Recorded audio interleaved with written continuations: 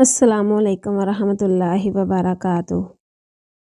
میرا نام حبیبہ ہے اور میرا تعلق لاہور سے ہے۔ میری عمر اس وقت 18 سال ہے۔ ہم لوگ 4 بہنیں تھیں۔ میں بہنوں میں سب سے بڑی ہوں۔ ہمارا کوئی بھائی نہیں تھا، لیکن پھر بھی اماں ابا کے ماتھے پر شکن تک نہیں آتی تھی۔ وہ دونوں سب سے صرف یہی کہتے تھے کہ بیٹیاں تو اللہ کی رحمت ہوتی ہیں، ان کے ہوتے ہوئے میں کیسے رب کی ناشکری کروں۔ دادی اور نانی ہمیشہ ان دونوں کو کہتی تھی کہ کوئی علاج کراؤ یا کسی پیر بابا کے پاس جاؤ، اگر اتنا نہیں کر سکتے تو کوئی منت ہی مانگ لو۔ پر یہ لوگ کہتے کہ ہم لوگ آخر کس چیز کا علاج کروائیں۔ ان کی ایسی ہی باتوں کی وجہ سے سب لوگ ان دونوں سے ناراض رہتے تھے، لیکن اماں ابا خوش تھے اور وہ دونوں ہمیں بہت اچھی زندگی دے رہے تھے۔ دونوں کی کوشش تھی کہ ہمیں جتنا ہو سکتا ہے اچھا پڑھائیں لکھائیں۔ اس وجہ سے ابا روز کی 2 نوکریاں کرتے تھے۔ وہ صبح 9 بجے جاتے اور شام 5 بجے تک آفس میں ہوتے اور پھر رات 10 بجے تک دوسرے دفتر جاتے۔ اسی طرح امی بھی صبح کے وقت ایک اسکول میں پڑھاتی تھی۔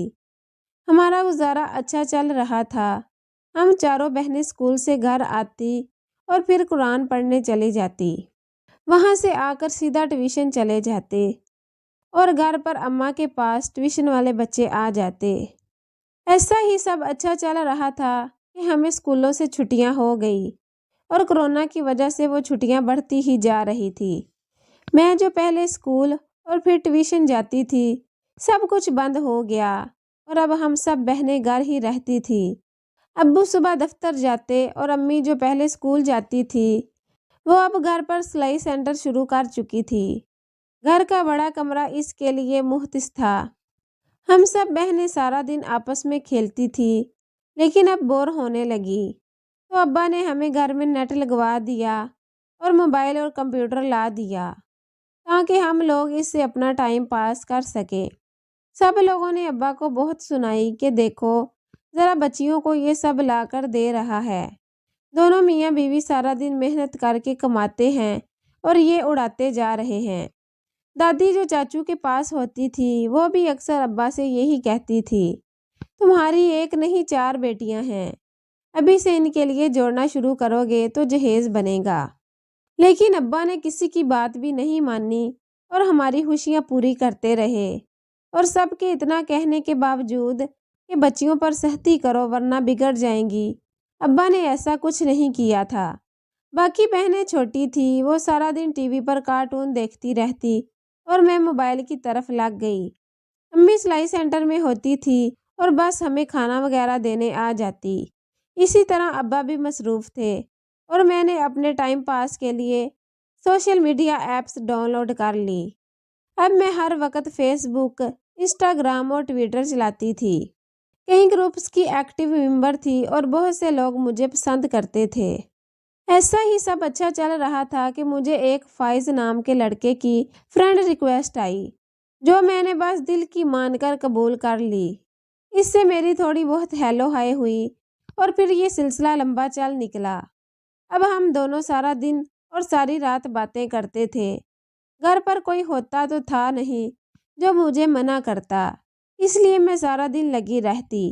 بس جب ابا آتے اور رات کو سب ساتھ بیٹھتے، صرف اس وقت ہماری باتیں کچھ دیر کے لیے رکتی تھی، ورنہ یہ سلسلہ مسلسل رہتا۔ فائز بھی ہر وقت مجھ سے باتیں کرتا رہتا، یہاں تک کہ وہ باہر جاتے ہوئے بائک پر یا پھر کسی دکان پر بھی کھڑے ہو کر باتیں کرنے سے باز نہیں آتا تھا۔ مجھے اس کی یہی بات پسند تھی کہ وہ مجھ سے ایک لمحہ بھی دور نہیں رہ سکتا تھا، اور اب تو ہم لوگوں میں تصاویر کا تبادلہ بھی ہونے لگا تھا۔ میں خوش تھی کیونکہ وہ ہر وقت میری تعریفیں کرتا رہتا تھا اور دن میں کم از کم 15 دفعہ مجھے تصویر بھیجنے کا کہتا۔ میں بڑی حیران تھی، لیکن وہ کہتا کہ مجھے دیکھے بنا اس کا گزارا نہیں ہوتا۔ مجھے بھی وہ بہت پیارا لگتا تھا۔ وہ بھی چھوٹا سا تھا، اس کی عمر مجھ سے 4-5 سال ہی زیادہ تھی۔ میں 13 سال کی تھی اور وہ 18 کا تھا۔ ہم لوگ آپس میں اپنی آنے والی زندگی کے کئی پلان بناتے تھے۔ ایسے ہی دن گزرتے جا رہے تھے کہ فائز نے کہا کہ ہمیں اب شادی کرنی چاہیے۔ میں نے اس سے کہا کہ ابھی ہماری عمر ہی کیا ہے، مجھے کم از کم 20 سال کا ہونا چاہیے اور تمہیں 25 کا، لیکن وہ نہیں مان رہا تھا۔ اسے اب میری یاد بہت زیادہ آتی تھی اور میرے بغیر اس کا گزارا بھی ناممکن تھا۔ وہ کہتا تھا کہ تمہارے بنا مجھے اب سانس بھی نہیں آتی۔ اس کی ایسی باتیں سن کر میں بھی بے بس ہو جاتی تھی۔ میں نے باتوں ہی باتوں میں اماں ابا سے یہ بھی پوچھا تھا کہ اگر میرا کوئی رشتہ آتا ہے تو کیا ہوگا، لیکن اماں نے اسی وقت کہہ دیا کہ تم بہت چھوٹی ہو۔ بڑے تایا بھی میرا رشتہ اپنے گھر کرنا چاہتے تھے، لیکن ابا نے صاف منع کر دیا کیونکہ انہیں میں بہت چھوٹی لگتی تھی۔ میں سمجھ گئی کہ اگر ابھی فائز کے گھر سے کوئی آتا ہے تو اسے بھی منع کر دیا جائے گا، کیونکہ سب کو میں چھوٹی لگتی ہوں۔ اس لیے میں نے فائز کو خود ہی جواب دے دیا کہ وہ میرے گھر نہ آئے۔ اس نے بہت ضد کی، لیکن میں بھی مجبور تھی، کیونکہ اگر وہ ہمارے گھر آتا تو اسے انکار ہی ملتا۔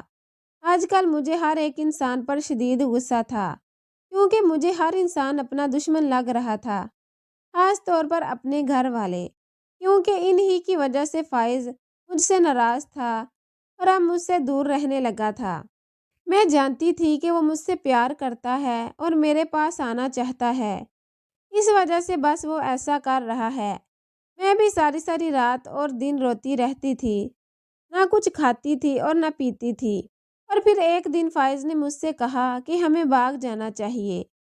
میں نے اسے اس بات پر بہت غصہ کیا۔ وہ بولا کہ وہ مجھے اس حال میں روتا ہوا نہیں دیکھ سکتا۔ میں نے اسے پھر بھی بہت منع کیا تھا، لیکن وہ باز نہیں آیا اور مجھے حاصل کرنے کے لیے دلیلیں دیتا رہا۔ مجھ میں بھی اب ہمت آ رہی تھی اور 3-4 مہینے بعد میں آخر رضامند ہو ہی گئی اور میں نے فائز کے ساتھ بھاگنے کا فیصلہ کر لیا۔ میں نے اسے کہا کہ میں آ تو جاؤں گی اتنی دور سے، لیکن تمہارے پاس آنا کیسے ہے؟ تو وہ بولا وہ خود ہی میرے گھر آ کر لے جائے گا اور رات کے وقت میں بس باہر آ جاؤں۔ میں بھی مان گئی اور میں روز تھوڑی تھوڑی چیزیں نیچے گارڈن میں چھپا آتی تاکہ جب میں بھاگوں تو کسی کو بھی شک نہ ہو۔ اور اس طرح ایک رات کا پلان پکا ہو گیا اور اب جب فائز باہر آیا تو میں جلدی سے گارڈن میں چھپایا ہوا سامان لے کر اس کے پاس پہنچ گئی اور گاڑی میں بیٹھ گئی۔ فائز نے پہلی دفعہ مجھے سامنے سے اور میں نے اسے پہلی دفعہ دیکھا تھا۔ ہم دونوں اس نئے شہر آ گئے اور فائز نے دوستوں کے سامنے ہی مجھ سے شادی کر لی۔ میں نے اسے کہا کہ تم مجھے گھر کب لے جاؤ گے؟ تو وہ بولا کہ ابھی 1-2 دن رک جاؤ۔ اس نے مجھے دوستوں کے پاس ہی رکھا تھا۔ وہاں ایک کمرہ میرا تھا۔ سب لوگ مجھے بھابھی کہتے تھے اور بہت پیار کرتے تھے۔ ابھی ایک دن فائز جلدی سے بھاگتا ہوا گھر آیا اور اپنے دوستوں کو کان میں کچھ کہا۔ وہ لوگ بھی گھبرا گئے اور جلدی سے ٹی وی آن کیا، اور جب ٹی وی چلا تو سامنے میرے اماں ابا تھے۔ وہ لوگ وہاں اونچی اونچی رو رہے تھے اور کہہ رہے تھے کہ ہماری بچی جو چھوٹی سی ہے اسے کسی نے اغوا کر لیا ہے اور اس کا اعلان کسی نے اپنی مسجد میں نہیں کیا۔ وہ ایک بہت بڑا چینل تھا۔ میں نے فائز سے کہا کہ ہمیں اب مزید سب سے نہیں بھاگنا، بلکہ ہم ایسا کرتے ہیں کہ سب کے سامنے چلے جاتے ہیں اور مان لیتے ہیں کہ ہم نے شادی کی ہے۔ اب وہ لوگ کیا کر لیں گے؟ وہ کچھ بھی نہیں کر سکتے۔ تمہیں مجھ سے شادی ہی کرنی تھی نا، وہ ہم نے کر لی، اب وہ لوگ کچھ نہیں کریں گے۔ لیکن فائز نہ مانا۔ وہ اب دوستوں کے ساتھ ہر وقت سرگوشی میں بات کرتا رہتا تھا، اور پھر ایک دن وہ مجھے اپنے گھر لے گیا جہاں اس کے گھر والے تھے۔ اس کی ماں کا حلیہ بہت عجیب سا تھا، جیسے وہ لوگوں کے گھروں میں کام کرتی ہو۔ فائز نے مجھے کہا کہ دیکھو اب پولیس ہمیں تلاش کر رہی ہے اور وہ جلد ہی ہمیں ڈھونڈ لیں گے، اس لیے تمہیں اب میری بھی حفاظت کرنی ہوگی اور ہمارے پیار کے لیے لوگوں کے سامنے ڈٹ جانا ہوگا۔ اس کی ان جذباتی باتوں کی وجہ سے مجھ میں بھی نیا جوش آ گیا تھا اور میں نے کہا کہ اب میں کچھ بھی کر کے تمہاری حفاظت کروں گی کیونکہ تم میرے شوہر ہو۔ فائز نے کہا کہ اگر دنیا والوں نے ہمیں الگ کرنے کی کوشش کی تو ہم دونوں خودکشی کر لیں گے۔ اس وقت میں بھی اس کی باتوں میں آ گئی۔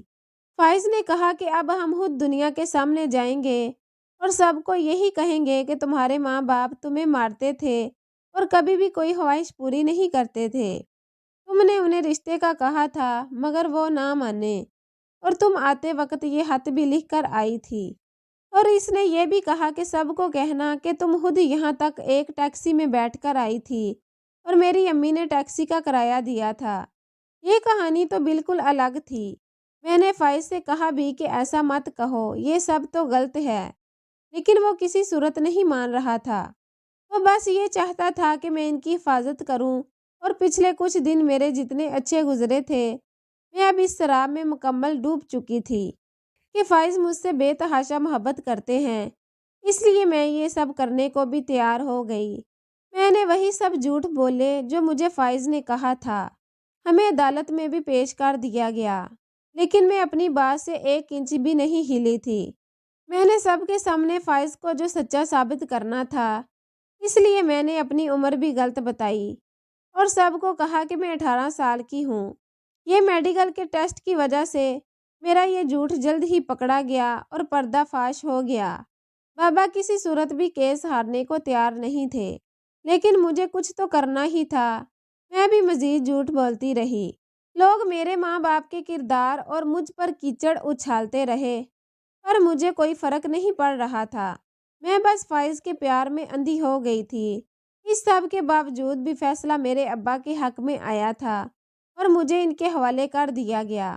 میں جب گھر گئی تو سب بہت خوش تھے۔ میری بہنیں بھی بہت خوش تھیں، لیکن مجھے فائز یاد آ رہا تھا۔ میں مسلسل رو رہی تھی اور مجھے اپنے والدین کو دیکھ دیکھ کر غصہ آ رہا تھا، اور پھر میں نے ابا کا موبائل پکڑا اور کمرے میں چلی گئی۔ میں نے سوچا کہ میں فائز سے رابطہ کروں کہ مجھے یہاں سے لے جائے، اور پھر جب میں نے ابا کا موبائل کھولا تو غلطی سے میں واٹس ایپ میں چلی گئی، تو حیران رہ گئی کیونکہ وہاں سے ابا کے نمبر پر کئی میسج تھے۔ جب کھولا تو پتہ لگا کہ یہاں تو کافی لمبی بات تھی اور کچھ ویڈیوز بھی بھیجی گئی تھی۔ جب میں نے وہ ویڈیوز دیکھی تو شرم سے لال ہو گئی، کیونکہ وہ تو میری سوئی ہوئی کی تصویریں تھیں اور ایسے مناظر تھے جو میں بیان نہیں کر سکتی۔ اس کے بعد فائز کے کچھ میسیجز تھے جو وہ بابا کو کہہ رہا تھا کہ وہ اس کیس کا پیچھا چھوڑ دیں، ورنہ وہ یہ سب لیک کر دے گا اور مجھے بدنام کر دے گا۔ لیکن بابا اس سے نہیں ڈرے تھے اور اسے اس کے مقصد میں کامیاب نہیں ہونے دیا تھا۔ تب مجھے پتہ لگا کہ فائز ایک گینگ کا بندہ تھا جو کہ لڑکیوں کو ایک ایسے ہی سوشل میڈیا پر بہلاتے تھے اور انہیں شادی کا جھانسا دے کر ساتھ لے جاتے اور جھوٹا نکاح کر لیتے۔ لڑکیوں کے ماں باپ شرم کی وجہ سے نہیں بولتے تھے اور پھر یہ لوگ ان لڑکیوں کو آگے بیچ دیتے تھے۔ لیکن میرے ماں باپ نے بہت شور مچایا تھا اور مجھ سے دستبردار ہونے کو کسی صورت بھی تیار نہیں تھے۔ ابا نے یہ ویڈیوز دیکھنے کے بعد بھی یہی کہا تھا کہ جو بھی کر لو میں بچی حاصل کر کے رہوں گا۔ مجھے بہت رونا آیا کہ میں نے جس قدر غلط کیا اور اپنے والدین کے بارے میں کیا کیا بولتی رہی۔ میں نے اب سوچ لیا تھا کہ اپنے کیے کا سارا بوجھ میں خود اٹھاؤں گی۔ اب کورٹ میں ایک اور پیشی تھی جو کہ فائز نے چیلنج کیا تھا۔ میں وہاں سب کے ساتھ گئی تو وہ مجھے دیکھ کر ہنس رہا تھا، پر میں اس کا ڈرامہ جانتی تھی، اس لیے میں نے کورٹ میں صحیح بیان دیا کہ فائز کا ایک گینگ ہے اور یہ دوست ایسے ہزاروں لڑکیاں لا چکے ہیں۔ سب حیران تھے کہ یہ کایا کیسے پلٹی۔ تب میں نے انہیں حقیقت بتائی۔ اس کے بعد فائز پر لگے سب الزام سچ ثابت ہو گئے اور اسے جیل کی سزا ہو گئی۔ وہ سارا گینگ بھی پکڑا گیا، اس میں فائز کی ماں بھی شامل تھی، اسے بھی جیل ہو گئی۔ آج میں اپنے گھر ہوں اور بہت خوش ہوں۔ میرے ماں باپ مجھے پڑھا لکھا رہے تھے اور مجھے امید ہے کہ اب میں ڈاکٹر بن جاؤں گی اور پھر اپنے ماں باپ کا نام روشن کروں گی، اور اب میری زندگی کا ہر فیصلہ میرے ماں باپ کے ہاتھ میں ہے۔